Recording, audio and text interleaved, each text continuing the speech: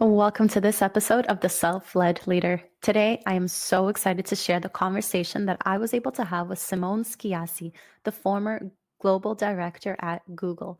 We got to unpack modern leadership, how you can develop your executive presence, and really how going back to certain specific basics will make the difference between you being a good leader and a great one that gets the recognition and the impact that you're looking for. So, without further ado, let's jump right into things. And I can't wait for you to get all of the amazing insights that we shared. Welcome to The Self-Led Leader, a podcast for high performers who want to lead from alignment, not expectation. I'm Dr. Christina Ady, a social psychologist, and I'm here to help you lead with clarity, not chaos.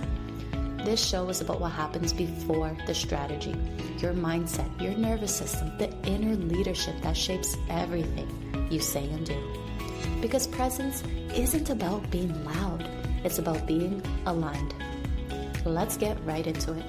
Okay, welcome to the Self-Led Leader podcast. I'm so excited to have you on the show and get into the nitty-gritty of everything around executive presence, authenticity, and leadership. But before we do that, could you just tell us a little bit about you, about your journey, and what it was like for you to be in such an important role at Google? Yeah. Hi, Christina. Thank you so much for having me in the podcast. Yeah, I've been at Google for 15 years. I started in 2010 and I joined as a sales rep in Dublin. As an old-fashioned, I sent my CV. I applied for a role for a salesperson that was speaking Italian, and they took me. So I packed my bag and I moved to Dublin. I didn't know what I was getting into, and I started, making phone calls, trying to sell Google email for businesses. And from there, my journey started, and I got into sales management. I managed the EMEA team, and then after a few years, I moved to the US to the headquarters in Mountain View of Google. And I took a role to open global call centers for Google Cloud. And I came back to Dublin. I had another couple of roles, always as a global director of Google's extended workforce first, managing the strategy and operation for the 200,000 temps, vendors, and contractors of Google. And then I managed strategy operation for the Google Food, which is the team that feeds the hungry Googlers, serving 320,000 meals a day. And then after a while, I decided to come back to my home country, which is Italy, and open a new chapter and leave the corporate world, but help, build the next generation of leaders with everything I've learned at Google.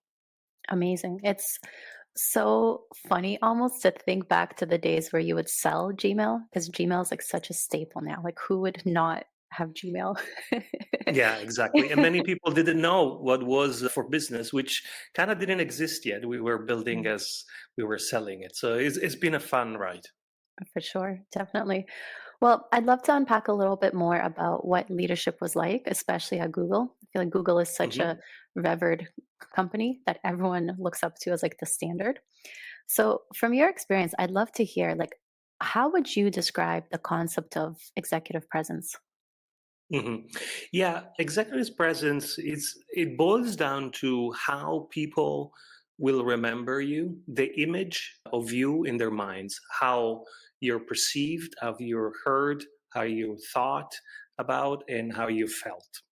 Right? So we attach the term executive, but it's not just for executives or it's just an attribute. But basically, it's, if I meet you a few times, I'll remember Christina in a certain way, smiling, very, very nice. And if I read your post, I know you're very knowledgeable and I feel very comfortable speaking with you, for example. That's your executive presence in my mind.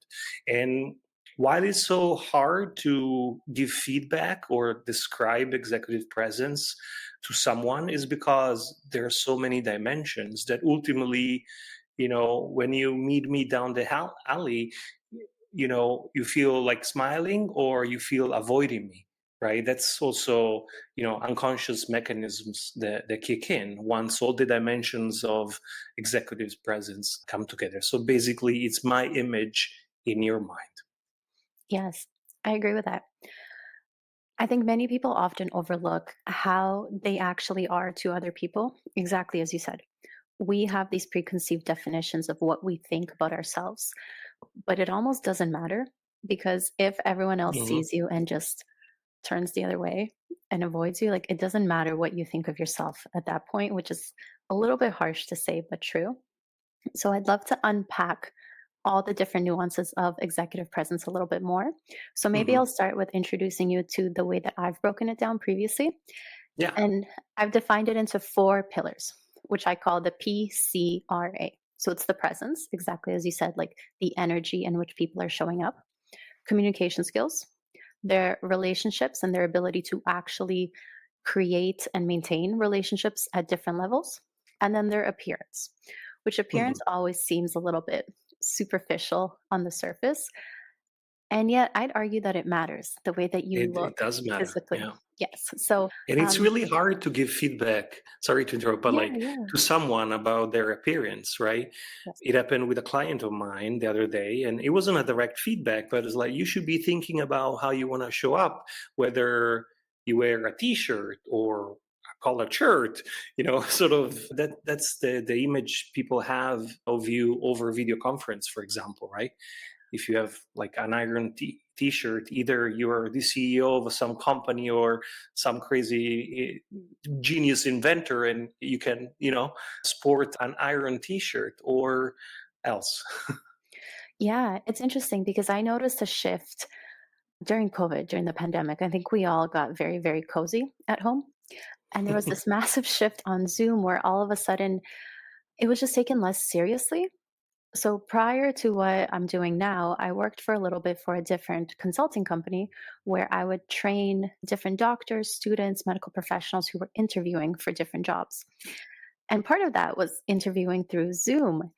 And it was so Hmm. interesting to notice how many people did not pay attention to the details, like how they looked, whether the lights were on, if the doors were closed, if their camera was actually pointing at them or somewhere else. And like all of these little things are so nuanced, but they contribute so much to every aspect of appearance and executive presence. And so, I guess, what are some of the faux pas that you have seen commonly pop up with something like appearance? Yeah. Well, as you just mentioned, I cannot even start counting the, shaky video conference with laptop on your knees, and with the kitchen, and like, you don't need to have a recording studio. I get it, but at least a quiet, well lit environment, so that you don't, seem like you're taking the call from your garage. So like basic rules, really. And I think, as you say, for some reason, people just didn't look at this stuff as if they were coming in the office physically in their pajamas. Like, would you do that? Right? You wouldn't. So why would you show up in a way that portrays you in a kind of sloppy way? Yeah. So you could see very difference between who could curate their background a little bit, just a little bit care for others. And as far as appearance, there's no formal dress code at Google yet. I think, just sort of business casual, without, necessarily dressing up, or just being normal. Like I feel sometimes people like lose the definition of what's normal and what's like socially acceptable, and without judgment. I don't care. I've seen engineers going barefoot, at Google. I don't judge. However, I guess that they wouldn't, be maybe in executive meetings with the CEO. That's all I'm saying. Yeah, yeah, very true. We'll leave that there. Okay, let's unpack communication a little bit more. I really, really like the topic of communication. I think it's something that's so often overlooked, especially because so many people have this misconception that they speak every day. Therefore, they are good Mhm. at speaking. They talk at work every day. Therefore, their level of communication is good enough. And I would disagree with that. And I think good communication is so much more nuanced. And so I'd love to hear from you first, from your perspective, and just thinking back to like the different types of leaders you've seen and you've worked with. What are the Mhm. differences between someone who's just like good and someone who's great at communicating and at leadership? Yeah. Yeah. I witnessed many leaders, and I think the excellent ones refrain from speaking too much, Mm. and, associating the speaking with like deep listening and active listening, which is an important component. So they don't speak for the sake of speaking. They let others speak. They take in the information. They're curious. And then they express their point of view in a concise way. Very clear, very simple, and concise way. Those to me are the most effective leaders. The opposite is someone that, just rambles and takes all the air in the room, doesn't let others speak, maybe in an attempt to assert some dominance somehow in the communication, which is wrongly attributed to executive presence, which I think it's a whole another chapter to explore. The more you speak, the more you kind of shout about your opinion, the more leader you're seen, which I think it's quite the opposite. So I think effective communication is a really deep listening phase, and then kind of clarity, simplicity at the end, sort of bringing everyone together, everyone's opinion together. Yeah, I'd agree with that. I like that too, because I'm going to add from a psychological point of view, it's actually best if leaders speak last, because otherwise they're just swaying the room unintentionally. And it's something that I think so many of us first to think, like, I would never do that. I'm not going to get swayed. I'm opinionated. I can speak my mind. And yet, there's so much research out there to show that how we think we act does not equate how we actually act in these Mm. situations. And so, to your point, a great leader really does speak last after considering everyone's point of view and then sort of combobulating and putting the pieces together in a way that's clear and makes sense and is true to them and their opinion. So, I like that. Okay, let's break down next. Let's do relationships next. I think relationships is an Mhm. interesting one, especially if we are to consider the way that I like to think about it, one-on-one relationships that leaders must have, as well as maintaining relationships within the team without them. So, what's your take sort of on the ability to maintain these relationships? What should go into it? And maybe what are some of the faux pas as well? Mhm. Yeah, I think good relationships are sort of twofold, right? One is how you as a leader set the standards to create these relationships. And I think what I've seen a lot, unfortunately, is leaders not addressing some behaviors between team members, maybe in public setting, and not addressing that is an implicit message that that behavior is okay, right? The standards you walk by are the standards you're willing to accept. And I think that shapes a lot the relationship between people because they're modeled by the leader, right? And as a leader, you're under the microscope. Everyone looks at what you do, what you say, which, it seems logical, but it's actually very, in everyday life, people really are looking up to their leaders and everything they do. And on the relationship with others, the other peers, or more senior folks, is sort of the art of influencing, right? And I approach it from the point of view of curiosity and try to understand what everyone else is trying to achieve, what are the pain points, and how I can serve them, and then ultimately kind of reach a common goal. Hmm.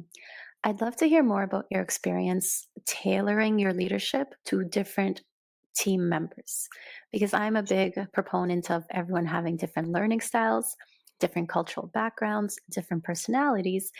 And I think when it comes to leadership, it's not like a one size fits all.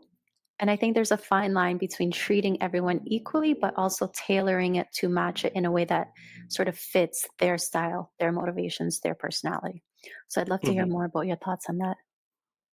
Yeah, it varies a lot, right? And that goes into the topic of delegation, if you will, which is not handing tasks, but rather it's the art of understanding how people want to work with you and be communicated with, right? And my theory here is there's not one style for one person, but there's one style for each task that that person performs. Let me explain. If I'm a programmer, right, you wouldn't come to me and explain how to program a basic thing, right? But maybe you would come to me and explain more details about a financial model if I need to develop one. So Whether you're very autonomous in a task or you need some more guidance, it doesn't depend on you as a person. It depends on the task you have at hand. So the delegation piece and the way you work with team members depends on what on the stage of the task they're dealing with. And sometimes when someone comes to you and asks, "Hey, where's the fridge?" You don't ask back, "Where do you think it is?" You say, "It's in the kitchen," because they clearly need that level of guidance, right? So it's really a journey of discovering their skills and their preference. Sometimes someone's like, "Look, just tell me the answer and you're going to relieve me from this pain," right? They're not going to tell you this way, but that's what Yeah. you feel. And sometimes it's like, no, just throw it at me and I'll deal with it, right? It takes time, it takes building relationship and also an open communication. I think rarely leaders ask, how would you like me to work with you on this? Would you prefer me to tell you the steps, or would you prefer me to just give you the thing and you come back in a week? Let's talk about it, right? Yeah. I'm not sure why, but these conversations don't happen very often. I agree with you. And I want to unpack that a little bit more because it's something that I see as well, where there's this trend to just problem solve, to go, go, go. And I get that everyone's busy. And I get that it's almost like the default reaction that everyone is programmed to think leadership is. But to your point, I think there is so much value in slowing down, in asking the questions, into actually building these relationships with your team members so that you can tailor it and adjust it and have even just like the concept of psychological safety and having that open relationship for communication. Like it's not a waste of time is really what I Yeah, want to get at. Like it's crazy how that makes me it's an investment that returns tenfold, right? yeah. And I work with several leaders that struggle with delegation. Delegation is a function of building a relationship and understanding a team member. Like, oh, it's just easier if I do it. Yeah, sure. It may be easier if you do it, but you know what's down the line? When do you need to do it again and 10 times more? And like it's almost this termism where you don't invest in the growth of your people, because investing in growth of your people is not sending them to a course, is not doing the one-to-ones weekly. It's when you're actually pressed for time and when it's urgent, refraining from the urge of taking stuff away from them, right? That's, everyone is good at talking about, yeah, I'm good at delegating, but when you have 5 minutes, you're in a rush, you need to meet your boss and you need to run home. That's where you need to stick to to what you said you would do. Yeah. It's no, I agree with that. I think it's something that I see as well. And it's always a little bit challenging because, on the one hand, you have to teach the people you work with the skill of delegating. And on the other hand, it's almost like the mindset component, like the resistance of in the moment when they need to delegate and that urge comes up Mhm. of like, I'll do it this time. I'll delegate next time. They're busy, they're stressed. Like, I'll just take it on. Mhm. And so it is interesting to see. And so I'd like to pose this question to you next. From your experience and your perspective, if you were to break it down into percentages, when it comes to something like promotions, recognition, the types of things that people are really striving for with leadership, what percentage would you allocate to actually doing like good work? And what percentage would you allocate to something like executive presence and the way that they're just showing up to work? That's a great question. I think nowadays it's probably around 70% how you are able to present yourself in your work and 30% to your work you do. And it's not because you need to just market what you do and do PR because people think, oh, you just need to, advertise what you do. It's not. It's making sure that your hard work is communicated properly so others can actually benefit from it, that a broader organization can take your learnings and apply them to their context, and that your boss can understand what you're doing so he can be more effective in his role. So it's nothing to do about, look at me, how great I am of the 3 things I've done. It's more, hey, here's all the things I've done, and here's how you can multiply the impact of my things across the entire organization, if not company. And if you're not able to articulate that, there's a lot of value lost. So you can work really, really hard, but the value that you express is very little or very contained to a specific domain, which is basically yourself and maybe some of your closest colleagues. Yeah. And so I'd love to dig into that a little bit more because I've heard from a few different clients I've worked with this concept of like, but I'm humble. But this is uncomfortable because I'm humble. So I'd love to hear what advice you have for someone in that position where they are doing work that's impactful, but they're too humble to speak about it. Well, look, let's say you're a fantastic employee, right? And you create an entire AI agent system that would, reduce waste of time for hundreds of people, and you don't tell me about it, right? Or you just apply to your little domain and you keep it as a test, and you're not able to articulate how powerful that could be deployed to 10,000 people in the company, right? Well, that's value lost. Like, why would you not advertise your work to have more impact? And it's not being humble, it's actually doing a disservice to your company, and that's how you're judged. So instead of saying, hey, I don't want to be this person, it's a reframe. So like, I need to be that person because everything I've developed is so good that it's worth applying to 10,000 more people. Hmm. Yeah, I love that. Do you have any practical advice for someone in that position for how they can get out of their own comfort zone and maybe take that next step of just going to their boss, their one higher up with their idea? Yeah, I think what could be interesting is, getting someone you trust and bouncing ideas off them, um, and try to be as expansive as possible, and have the other person play the role of the cynic and try to tear the idea down so that you can make it stronger, Mm. because sometimes it's about confidence Yeah. of not being good enough, of not having an idea that's worth discussing. So if you have that peer or mentor or coach, whomever, that can help you shape this idea, strengthen it, and make you feel that's a good idea, and raise your confidence that it's worth discussing, then you can take that first step. Once you take the first step, then the second and third come very easily, and you realize, like, oh yeah, I'm not actually bragging about what I've done. I'm just bringing this as my gift to the company or my work, and you realize sooner or later that to get promoted and to get to executive roles, that's exactly what you need to do, and not just for yourself. You need to extract and encourage your teams to tell you how much great work they're doing, so you can kind of connect dots and create solutions that have a broader and broader impact. Yeah, I really like that advice because I say something similar for the mindset shift that I always recommend. It's like stop looking at it as being conceited or as being, too much out there and look at it as a fact. Like the fact Hmm. is, you did this thing. The fact is, Yeah. this thing does this. These are the facts and the benefits of the thing. Like just explain the facts.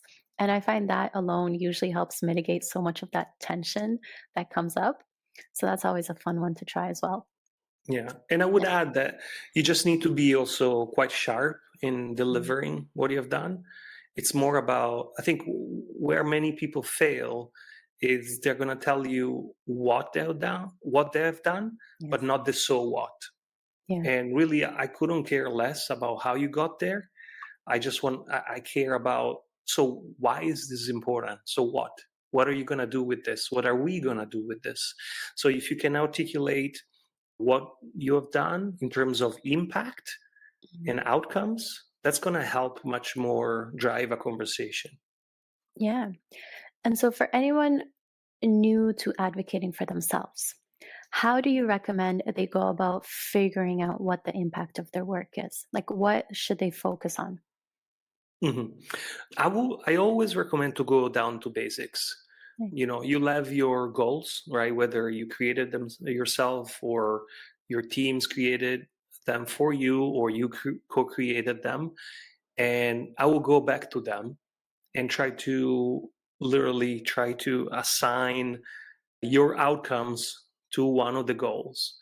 Yeah. For example, the fact that you have $1 million of revenue to close, how does the development of that famous AI agent contribute to that, Yeah. right? And try to map each outcome to the goal. That's what could be your goal, a company goal, or team goal. And that's how you create this sort of cascade structure of outcomes Yeah. that contribute to the ultimate goal of the company. Yeah, I agree with that. I would just add, I think that, the classic, there's two types of people, those who see the trees and those who see the forest. Hmm. And so whichever one you are, it's totally fine. Start there. And so you can either start with the goals and objectives that you have, that your team has, that your, department, your company, whatever, and work up, or start up and then work down. And I think both are Yeah. equally valid depending on your personality and your preference. But it's a fun experiment because when I do this with my clients, one is always easier and one is always so much harder, and they just get like lost in the weeds. Hmm. And it's just so interesting to me because we are all so incredibly different. And we all, like I said, have the different learning styles, the different preferences, the different lenses through which we see things. And like, why not just tailor the way that you are doing things to that and like make it better? And Yeah, so, absolutely. yeah. And so, on that note, I'd love to hear more from your experience and your expertise. How do people merge the concept of being authentic and bringing themselves into something like executive presence? And like, Hmm. where do they draw the line and how do they draw the line? Yeah, that's a great question. I think executive presence and authenticity go hand in hand. But let's unpack the definition of authenticity a little bit. Because I think people, people, generally the consensus is, oh, being authentic, it means being yourself, Hmm. 360 degrees and 100% of yourself, which is not true. I think you cannot just say whatever you want because you're an outspoken person, or you're a very direct person, or I know I come across rude, but that's who I am, so here you go, I'm authentic. That's not authenticity. That's actually an emotional sort of response of to an external trigger Yeah. eventually.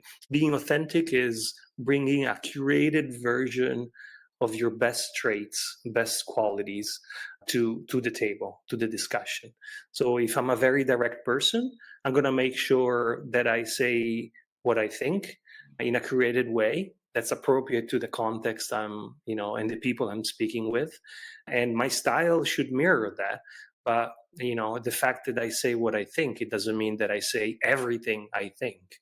So it's really that curation and that being deliberate Mhm. about building who you are, your values, your beliefs, your style into the room. For example, when I moved to the US, I had to tone down my sarcasm.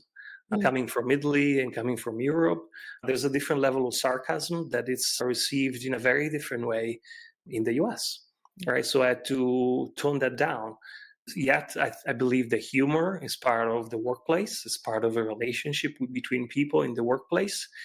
But there needs to be a different kind of humor and a different kind of sarcasm depending on the culture you're in. So that's an example of curating your authenticity. I'm not going to be less humorous, I'm just going to be in a different way. Yeah. I like that answer a lot. And I completely wholeheartedly agree with it because I also believe the concept of this is just who I am is like an emotional crutch or a cop out Hmm. from doing the work and taking Yeah. the time to understand how to actually curate and bring out the best versions of you because it is hard and it takes work and it does take that intentional component. And so, someone that's already maybe lacking a little bit of emotional intelligence, someone who's super stressed out, someone who's just resistant to the concept of changing themselves, they may use that excuse of just, this is who I am and I'm being authentic. Like, Hmm. why am I being, why is anyone docking points for this? But Exactly. Yeah. And then it becomes a personal attack, right? Oh, you don't like who I am. He's like, no, I don't like how you speak in this environment. It had nothing to do with who you are, is what you said and how you said it. And that's why both executive presence and authenticity are two very hard topics to give developmental feedback, Mm, right? I don't know if we want to talk a little bit about yes. that, but executive presence is one of the classic feedbacks that you get when you don't get your promotion to executive, to director, for example. Or you need to have better executive presence. Okay.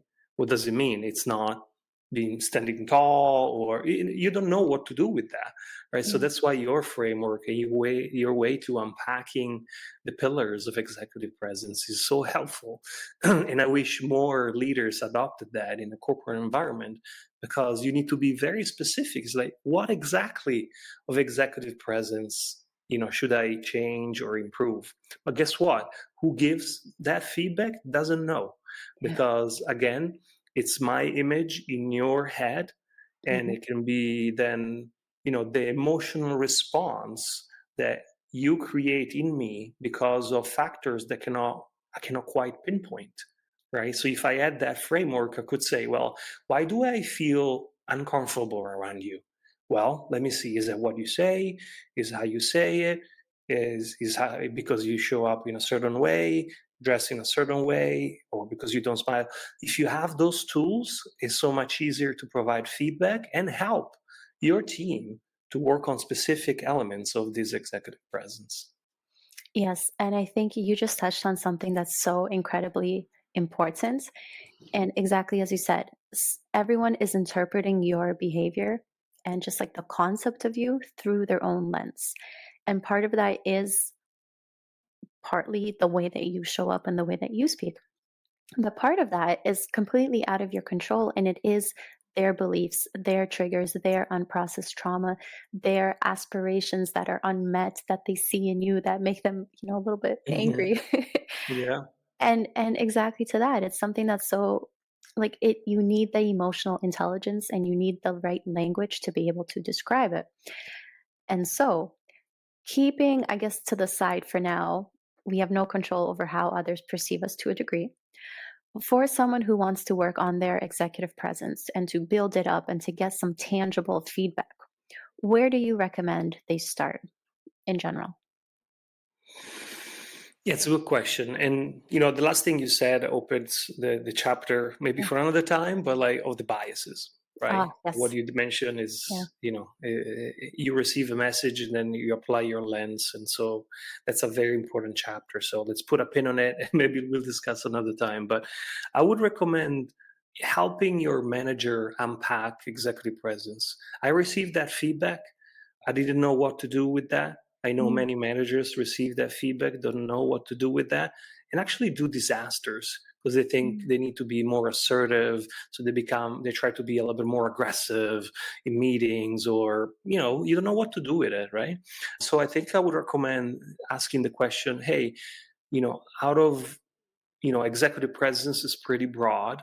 Do mm, you think it's the way I speak, right? Or do you think it's the way I convey a specific message, or the way I present? Like literally, bringing up those dimensions, and whether they have your precious framework or not, they also can go by some of the dimensions of physical presence, and how they speak and how they behave in a meeting. yeah, But also the question is, can you please give me an example mm, of where you felt that I didn't have executive presence? You can start from there. yeah, And if someone is providing good feedback, which is rare, they will associate that feedback, say, hey, do you remember that meeting the other day? Great. You remember when you said that thing in response to the question? I felt that was, poorly said and it came off as rude. That's how people perceive you now because you've done it a few times, and so on yeah, and so forth. But this unfortunately doesn't happen, mm, because you get the executive presence feedback every 6 months during the formal review, yeah. and examples are long gone. So you're left with not much to work with. So I think stimulating the questions around specific examples is a good start. Yeah. I'd agree with that. And I will add to it that I think because good feedback is so hard, and even if, I'm a big advocate of asking for feedback from people who know you in the context that you want the feedback in, Mhm. because you can ask your family and friends, like, how's my executive presence? But they don't see you at work. So it doesn't Yeah, matter. doesn't matter.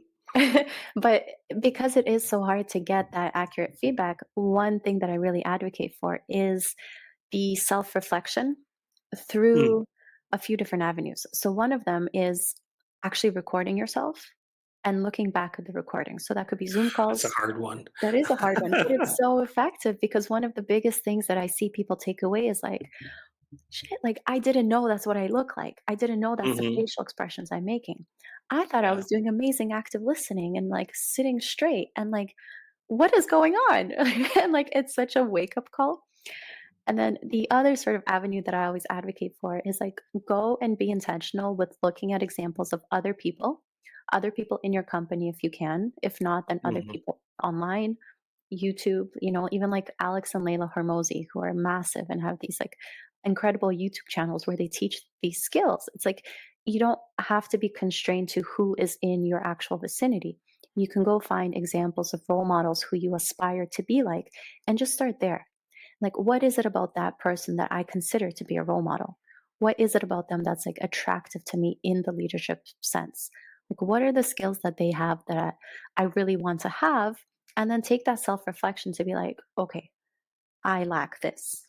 I'm not Hmm. doing this. And like, just identifying gaps for yourself is an incredible place to start because it gives you something tangible to work on where it's like, okay, my posture. Nothing else aside, if I just change my posture, how does my executive presence change? And then everything has ripple effects. So it's kind of How my, would yeah. you deal with someone that eventually may not have self-awareness, right? Whether you Mm, receive the feedback or not, it may be dismissed, yeah. right? It's like, no, it's not true. It's an excuse not to promote me. I'm fine, right? It's all political. I'm exaggerating, right? But if someone dismisses the feedback or doesn't see the feedback, doesn't get the feedback, and so they're not self-aware, what's one recommendation Yeah. to raise that self-awareness for everybody, I guess? Yeah. That's a really great question. And I think I have two answers. I'm a very like tough love approach kind of person. And so part of me just wants to say, like, if they refuse the self awareness, your hands are a little bit tied because you can't force someone to change. You can't force Hmm. someone to wake up. They need to have enough negative experiences where they can start to connect the dots and say, like, I've been at 7 different organizations. I've been denied 6 different promotions. 30 people have told me I suck at this thing. Like, eventually, there will come a point where they can connect the dots and say, I am the common denominator and I should be paying attention to this. But Hmm. then the sort of more studious answer would be come at it from a different side if you can. So sometimes resistance comes up for people because they don't want to hear these things. It's very confronting psychologically to admit everything that I've been doing sucks and is not as Hmm. good as I thought it was. And so if you can take some of that personal bit out of it and like if you disagree with this feedback, right? Like if I'm telling you that your communication skills are not up to par and we need to work on them, and you're just like, no, I'm good. Well, maybe I could come from a different angle and be like, okay, well, what is a great communicator in your eyes? This is your standard. Well, actually, this is my standard. So let me help you bridge this gap and understand why we should. Let Hmm. me give you some examples of terrible communicators and the things that happen and the lack of promotions and the lack of recognition. Can we start to connect the dots that way? So I would Yeah. say, depending on if you are in the context of corporate giving the feedback, or if you are like in a coaching space, sometimes coming at it from a less personal, direct way just helps mitigate some of that resistance as well. Yeah, and I think as a corollary here is it's not just the ability to take the feedback, Yeah. it's the ability to solicit feedback in a genuine way. And I'll give you an example. Earlier, just now, a friend, we were working on a project together, and she's a brand strategist. Is like, hey, do you mind if I give you some feedback? Because I think you're a little bit lost on part of my LinkedIn profile. And I froze. I was like, oh my gosh, what is she's gonna tell me? Right. And then it turned out there's like, oh my God, this amazing transformation she suggested, and I applied, and it's amazing, right? So I think, being able to receive it and say, okay, well, I did my best. Clearly, I'm not a brand strategist or someone is more experienced than me, so I'm gonna listen. But also the habit is like, hey, how do you think I could improve? Do you have any feedback? And I think everyone says they do it. No one does it. I love that point, and thank you for sharing that because it is scary. And I think I'm going to break it down into two situations where one, someone offers you the feedback. And exactly as you said, you're there and you're like, well, I can say no and it's going to be awkward. Or I can say yes and it'll be awkward, but I'll at least get something good out of it. But the other sort of situation is like soliciting the feedback, like you said, where it's like Mhm. you have to be brave and you have to have the confidence to go up to someone, put them in that awkward position and be like, all right, give me that feedback. Yeah, I promise you won't hurt my feelings and I promise the relationship won't change and like lay it on me. And that's really hard and that's really scary. And it's like all I can say, like take a deep breath. Because yeah. really what I find is that when someone can go from like, this is really personal and everything about my personality like rides or dies on this feedback, Mhm. when you can kind of detach from it and be like, this is just information. Like this is just something I can listen to for a minute. And one thing I like to say is like, whatever you're doing, other people are noticing. And if they have feedback that they're not telling you, they're noticing. So you can keep doing the thing that you're doing terribly for the next Mhm. 10 years, or you can get the feedback and actually improve and be better for it, right? So it's like you're going to be Yeah. embarrassed either way. Just like pick your poison.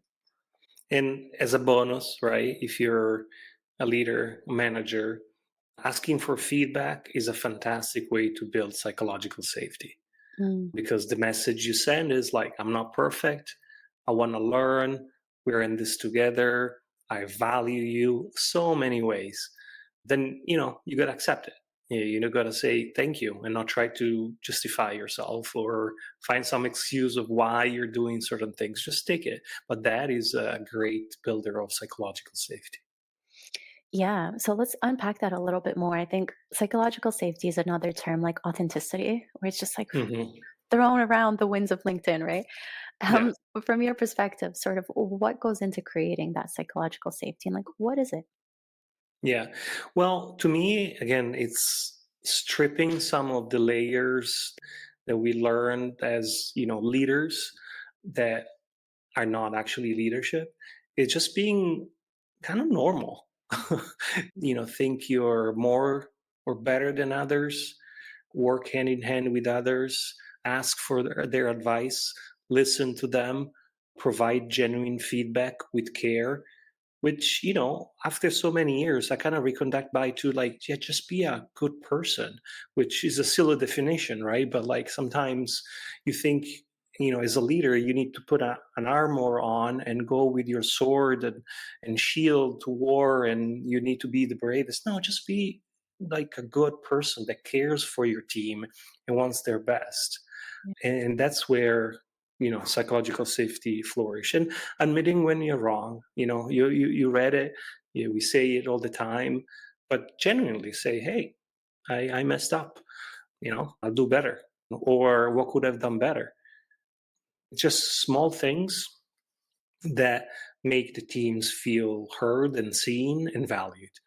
Mhm. Again, I think we are overcomplicating leadership sometimes, and it comes down to human connection because we are not robots yet, but we definitely need that human connection, and that builds psychological safety. It's very simple yet complex.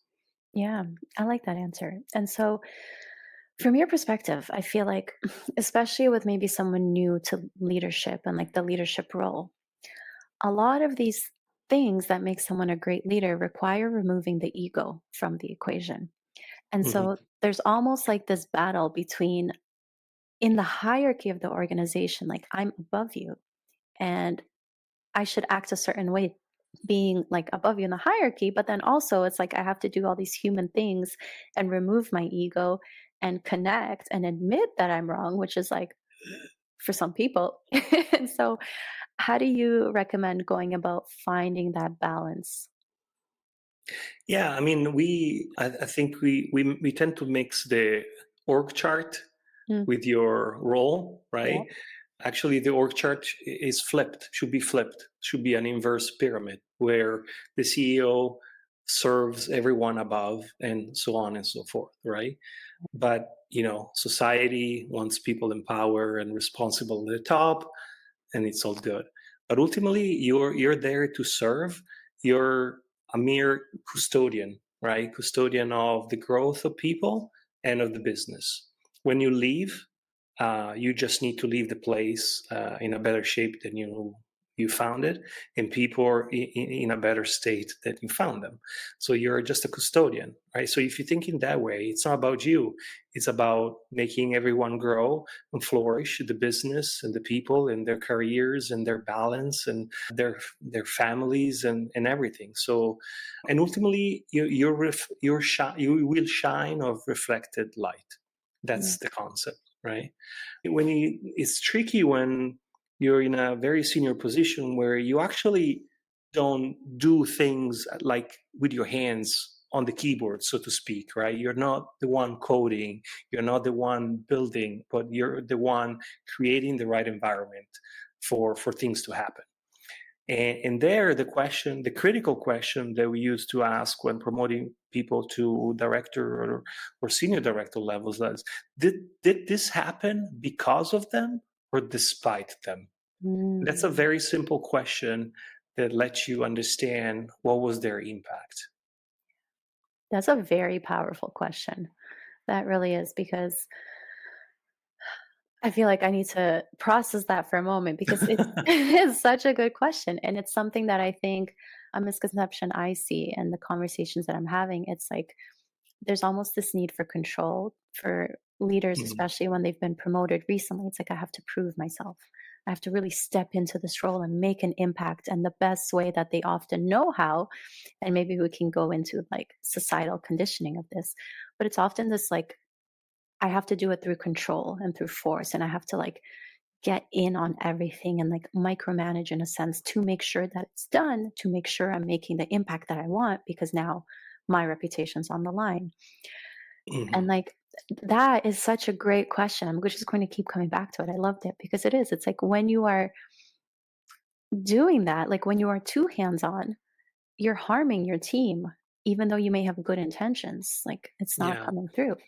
I think these days complicated because with everything that's going on with the economy, the job market, layoffs, there's this need to prove that you're needed, Yeah. right? Otherwise, you may be laid off, and that's really hard. It's a really hard position to be put in because you feel the urge to prove yourself and prove that you put your hands on that thing and that's why it works now, so don't get rid of me, right? Which goes counter the principles of leadership, which should, you know I just coach the team and make sure that even when I'm not here, things go well. But then the logical step is like, well, if I can go, they can fire me, which is not the step you should be thinking about. But unfortunately, just reading the news, you just want to keep your job, right? And one way of sort of you can explain the psychological principles behind it is like try to put yourself into as many things as possible so they'll see that you're busy and they cannot let you go. Yeah. Yeah, it's very true.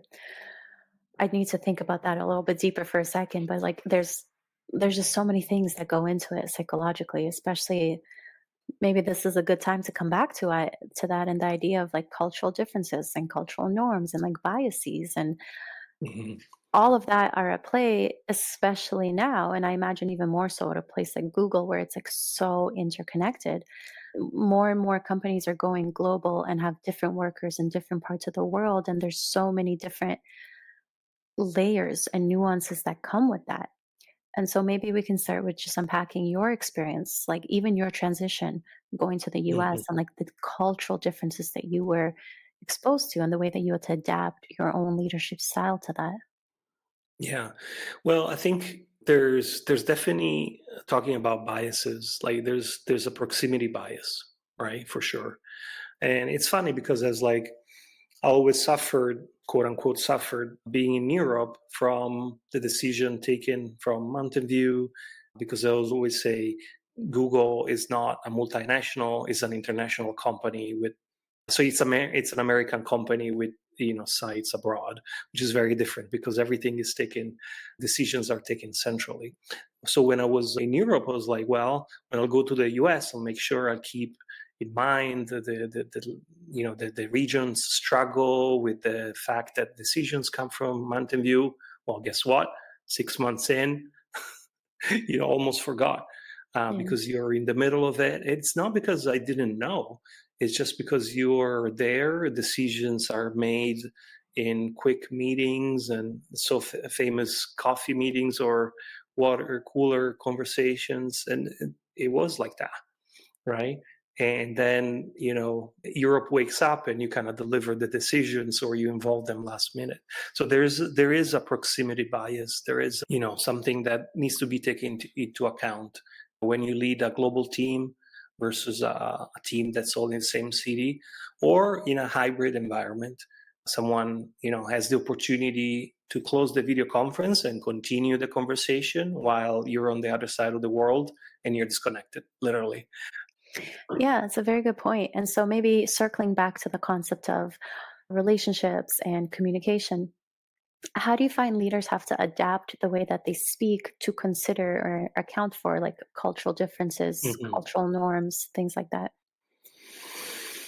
Yeah, that's a great question, and I think at a certain extent you always need to adapt to your boss's style. Mm, That's sort of my experience.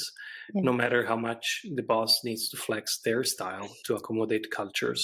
However, there's a very distinct way in which folks that work in Asia or in Europe or in the US, deal with things and discuss things.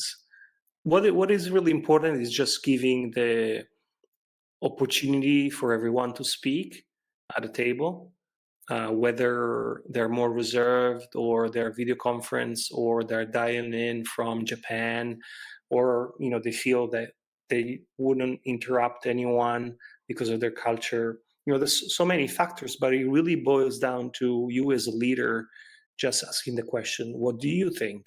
Now I want to hear XYZ's opinion because they haven't spoken yet. Yeah. Sort of solicit that conversation. And maybe they don't have anything to say, which is fine, but you need to be the one almost passing the mic to Mm, everyone for everyone to have the chance to speak. And basic things, I always remember there were these long video conference tables, and there was always a chair at the head of the table in yeah. front of video camera, right? So I was on the other side of the video camera with this chair kind of covering half of the video conference. So that was uncomfortable. I had to say, hey guys, can you move the chair?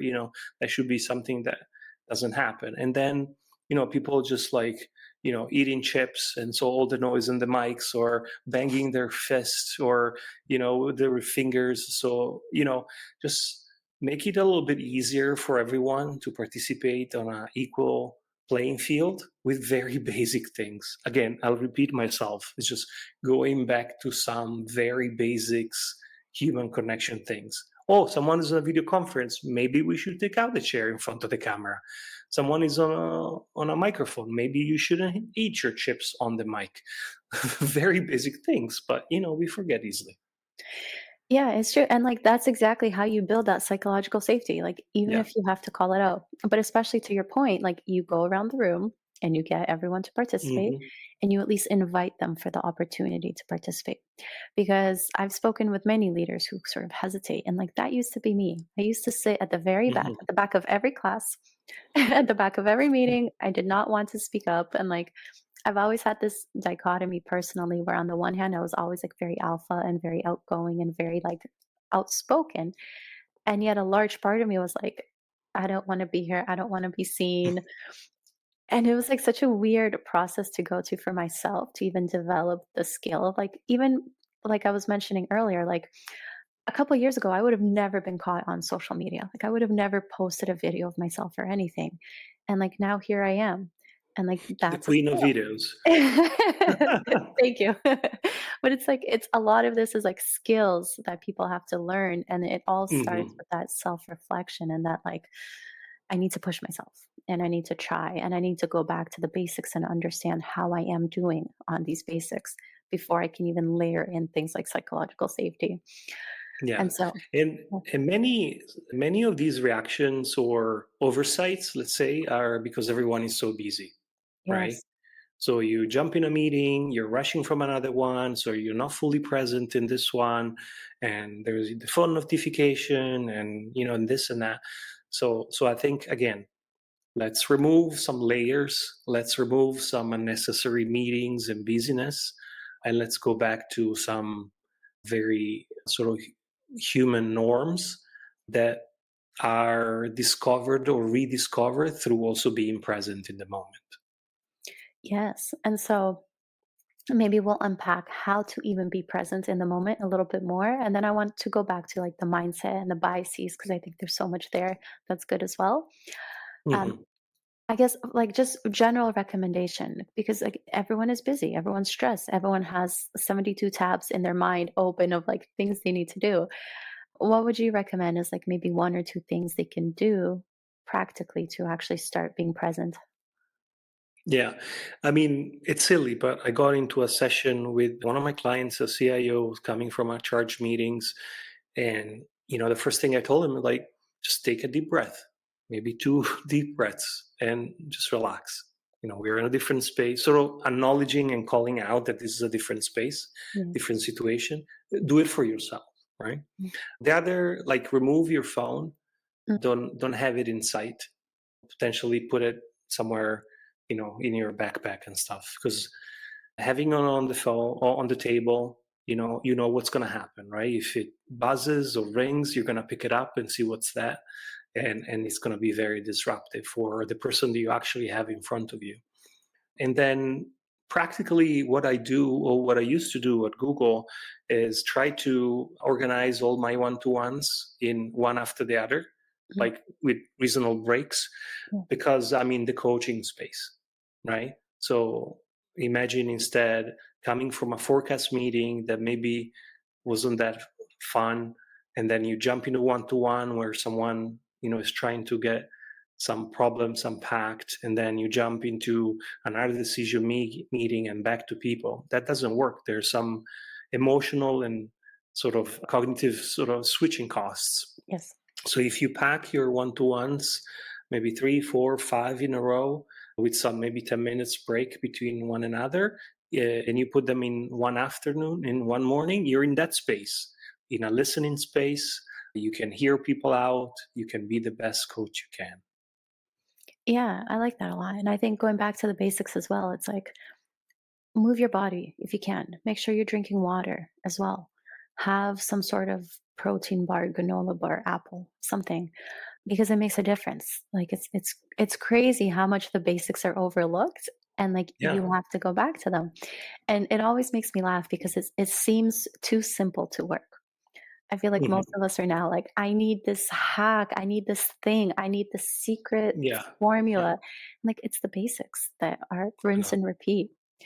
I think biohacking and AI applied in the wrong spaces, or anything that can make you more productive, as in like quicker and faster, is not the right direction when it comes to giving attention and being present, right? Hmm. I agree with that. I think I have a theory that in order to be present, well, number one, someone has to learn what mindfulness is and how to actually practice it for themselves. And when I first heard of the concept of mindfulness, even though I'm, deep diving into psychology, I was like, "Pff, what's this going to get me? Like, this is silly, but it's so effective." And so my theory is that not enough people are self reflective and not enough people are taking the time to actually do the things to understand what is going on internally, what's going on in their mind, how their body is feeling. And it's leading to all these additional lenses and layers and triggers that are preventing them from being present. And so a lot of the work that I do as well, it is that self-reflection component. It's like Mhm. understanding yourself. It's understanding what's triggering you and like why certain meetings are so hard to pay attention to, and like why are you fidgeting in some meetings and not others, and like these are all clues and cues, and they're so Mhm. often overlooked. But like you almost have to. It's like if it's an attic, like if your mind is an attic that is stuffed with things, it's going to be hard to pay attention and to be present anywhere in life until you can kind of clear all the junk out the way and make a clear path for yourself. So that's almost how I Yeah. see it. Brilliant. Thank you. Okay. Now, if anyone is not convinced that they should be working on their leadership skills and their executive presence, could you speak to some of the things that you have seen or some of your experiences with what happens when they don't work on these things? Well, the best case scenario is they stay where they are and they continue to suffer from a self inflicted pain in a way that they'll keep blaming external circumstances for things that don't work and turning a blind eye to what they could be working on. There's more that we can control in leadership than we think. And I think the current environment has taught us that there's a lot outside of our control. And it's easy to blame the system. It's easy to blame the role. It's easy to blame, the relationships. But the reality is you're just drinking your own poison. Mm. And another very back to basics is if he hasn't worked so far, why do you think that keeping doing the same is going to yield different results? Yeah, that's a very good point. And so just to unpack one more major concept. Mhm. What is your take on how important emotional intelligence is in leadership? Yeah, well, emotional intelligence is a layer that is becoming more and more important.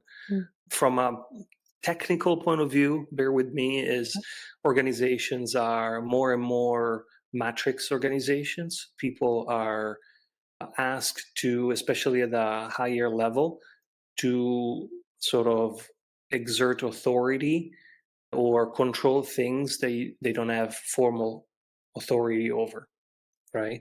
So you may have a small team of 5, but your job is to influence thousands, yeah. right? And you don't do it with process, you don't do it with command, you don't do it with authority.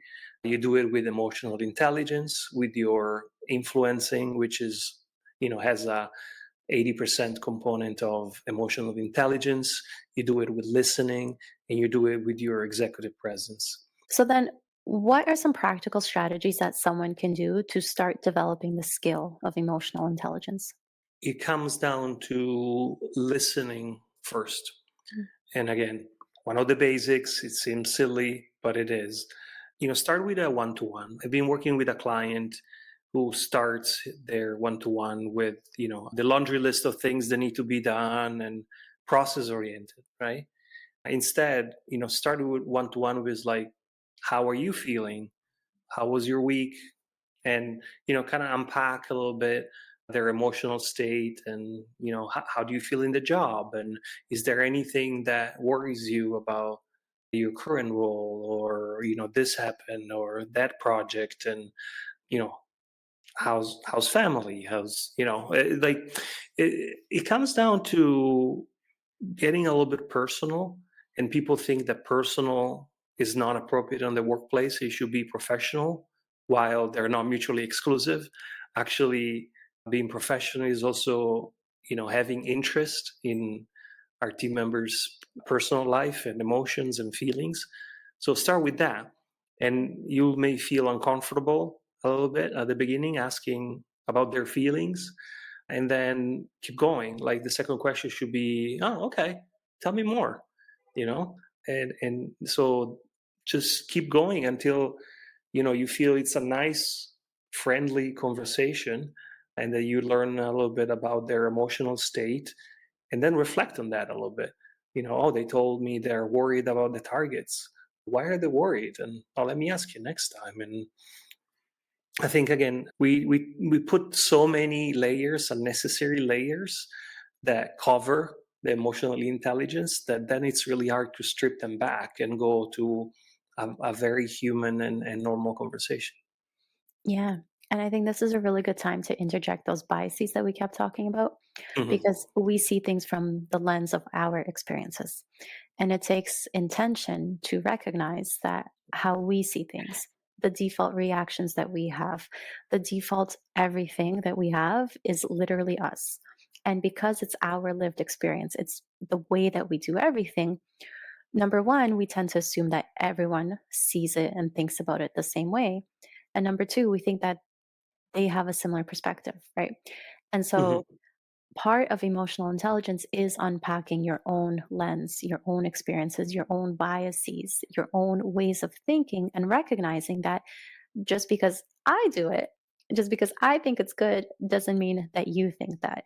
And like that, I think is a very good first step as well to like unpack things. And so for anyone listening who has a hard time with that sort of personal bit, I'll add in a little bit, and that's recognizing and like being emotionally intelligent and recognizing subtle changes in someone's tone, in someone's emotional expressions, Hmm. so like their facial expressions and their body Yeah. language that either indicate they're uncomfortable or they're holding something back, or sometimes they really want to talk about something and something's really bothering them, but they don't feel comfortable bringing it up. And so I think part of that is really starting to unpack these pieces, and they're like moving pieces in a conversation. And so, from your experience, like how important is something like body language, which is so Yeah. broad, but like I'll let No, you it's go it's first. 'Cause- it's yeah. really important, and I think one thing that I do when I see someone maybe a little bit different, I cannot quite pinpoint. It's like, hey, I feel today your energy levels are a little bit lower than usual. Is everything okay?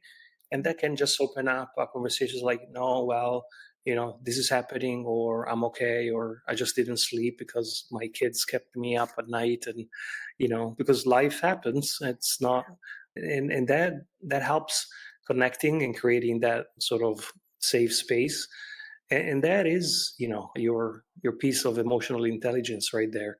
They say that nonverbal communications is up to 80%, so you'll know better, and definitely spotting those cues and making sure also over video conference that you are very in tune with the person on the other side of the screen. And we all learned more over COVID. But yeah, if you see someone on the screen and you notice something different, just call it out, not in a negative way. Say, hey, I'm noticing. Hey, Yeah. I see, or I perceive. Am I wrong? But I feel that today, there's something up. Just don't feel you're invading the privacy, because actually it's a genuine interest. Yeah, and I like your point there. Like it's not invading, but it's sometimes it's just again coming from a place of neutrality and genuine curiosity rather than judgment, which can like sneak into our tone and our facial expressions and our body language. But it's that emotional intelligence component where it's like, I think that I'm noticing something about you, something's different, but I'm Hmm. scared to ask you because I think it's overstepping boundaries. Versus if you can make that shift and just again from a place of curiosity, it's like, hey, are you okay? Just checking in real quick. Yeah. Yeah. Well, the rule is like, would you do that with one of your friends? If the Mm. answer is yes, you should do it at work, even if it's your boss. It happened to me so many times. Like, hey, man, like, I see you're a little bit nervous. Is everything okay? Was there some like tense meetings? Do you want to reschedule? Do you want to take a break? Like, that's human, right? So, as we should be. Yeah, and I think it's right there in the name, emotionally intelligent, Yeah. like knowing Yeah. what to do with the emotions instead of like wishing they weren't there because it would make your life easier. Exactly. Yeah, I'll leave it there. Awesome. All right. So for the listeners, as we wrap up, what are two or three things that they can do, practically speaking, to sort of start putting the pieces together and just like up their leadership game? It's a great question. I think start asking for feedback, Mm. unsolicited feedback to your manager, to your peers, and start listening to that feedback in a way that you haven't done before. and not try to excuse that feedback, or even if some feedback can hurt, there's always a nugget of truth in there. So I would just start asking, like, hey, what do you think I could do better? Either like open like this, or specifically in my delivery, or in my presentation, in the way I run team meetings, etc. And if you run a team session where we used to call happiness huddle, where the team members would tell us, managers, everything they loved about the team and some of the things they would like to change. And the exercise was really just listening, acknowledging, and say, okay, interesting, tell me more. How could we solve this, for example? Again, this is really basic, but no one does it. And it's not weakness, it's not silly, it's not being a strong leader. It's really developing a relationship with your team members and developing yourself as a leader. And my question to you all is, what's the worst that can happen? And the answer is like absolutely nothing. But you have a big upside. Yeah, I agree with that. I think too many times feedback is saved for special occasions, and that's what makes it Mhm. so negative and so scary. And I'm a big fan. I always tell my clients, like, make feedback a normal part of the process for everyone, and then it stops being scary. And then by doing it over and over again, number one, everyone's anticipating it. Number two, everyone starts to give it better because they get more practice giving the feedback. And then it just stops being scary and it's just part of the process of growing. And that's how people Mhm. go from like, oh my God, my evaluation is coming up. What are they going to say? To like, I've had all these reps of feedback. Like I know I've improved, which Yeah. is which is awesome. And I think the flip side of that, for anyone who still has some fear and doubt around feedback, it's like, well, how frustrating is it to be in a position where you're doing the same frustrating thing and maybe you're even telling your manager and they're just not listening. Like I remember I worked at a company once where there was a massive flaw in the system. We were working with like a partner, a major organization, and we had to keep faxing them information. And they were literally just like discarding our faxes. Like they weren't even looking at them. And it was like, For who's listening, a fax is an ancient machine used to transmit information. yeah. But like they wanted us to fax them. Like corporate head office wanted us to fax each individual, location. And like each location was not reading our faxes. And these faxes had crucial, like time sensitive information. And so for like, I remember bringing it up over and over and over. And it was like, why aren't we doing something about it? And like, well, we don't know how. We're working on it. Head office isn't cooperating. Like, like Yeah. that doesn't leave me feeling any better doing my job. Like that's worse than actually taking the feedback. So I'll leave that there. Okay, one more final question. Yeah. What is one of the biggest mindset shifts that you think someone can make to even start taking on the concept of being a better leader? It's not about you. Nice. And the more you realize it, the quicker you realize it, the better it is. It's never been about you, and it's not going to be about you. So the moment you make it about others, everything shifts and you start joining the right dots, not the dots that are about you and your promotion and your salary and your project. Is more about the success of others, which in turn will will lead to promotions and all the good rewards. Yeah, I like that.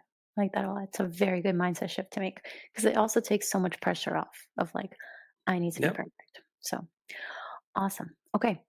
Any final words that you'd like to leave the listeners with? No, I think thank you for these opportunities because we don't talk enough about all these topics. So I think the more forums like this that we have to discuss with topics, the more we normalize them, right? Mm. We may repeat a lot of things multiple times because they are important.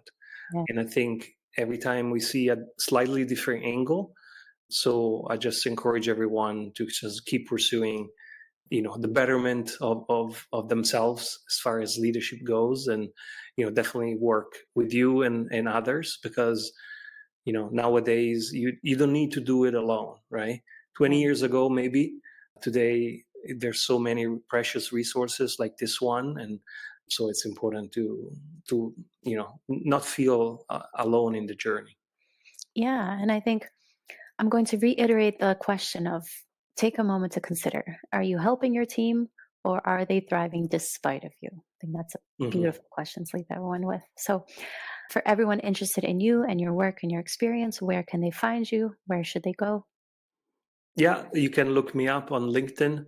Simone Schiassi is going to be in the footnotes of the podcast, and you can DM me or just follow along the journey. And